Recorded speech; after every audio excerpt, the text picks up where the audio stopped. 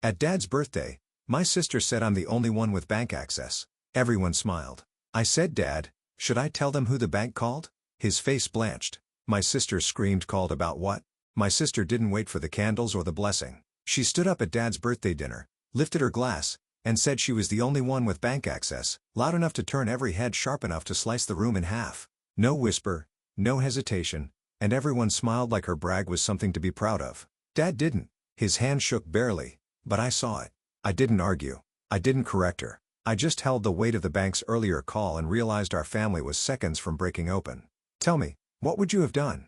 May, my name is Rose, and the strange thing about growing up in my family is how easily you can disappear, even while sitting at the same dinner table. Everyone talks, everyone laughs, but somehow your voice slips between the cracks before anyone hears it. That's how it's always been between me and Emily. She fills the room and I steady it.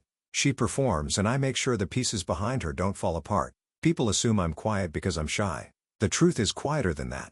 I learned early that in our house, harmony mattered more than honesty. If Emily glowed, we all pretended the light was warm. If Mom insisted things were fine, we acted like they were. And if Dad hesitated or forgot something, we looked away so he wouldn't feel embarrassed. It was easier than confronting the truth.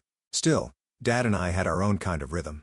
He'd call me when numbers confused him or when a payment reminder popped up on his phone, and he wasn't sure if he'd already handled it. I never made a big deal out of it. I'd just stop by after work, help him sort through a small stack of envelopes, drink tea in that old Denver kitchen, and leave before anyone labeled it favoritism. In our family, even kindness had to be quiet. But sometime last fall, I began noticing moments when Dad's certainty slipped. Not dramatic episodes, just a pause too long.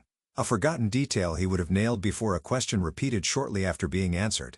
When I tried mentioning it to Mom, she brushed my hand and said, "He's tired, Rose. Don't start worrying." Emily echoed the same thing. If Emily decided it wasn't a problem, suddenly it wasn't allowed to be. Then the bank called. I was reviewing budgets at the office, surrounded by the familiar hum of printers and low conversations when a representative asked if I could verify recent activity on Dad's account. At first, I thought it was a routine check. Then, she described the withdrawals, several large amounts spaced too close together, and asked whether Dad had approved an additional card request linked to his account. When she told me the request came from someone in the family, I didn't need her to finish the sentence. I asked for time to look into it. She agreed. The call ended, but the weight of it didn't.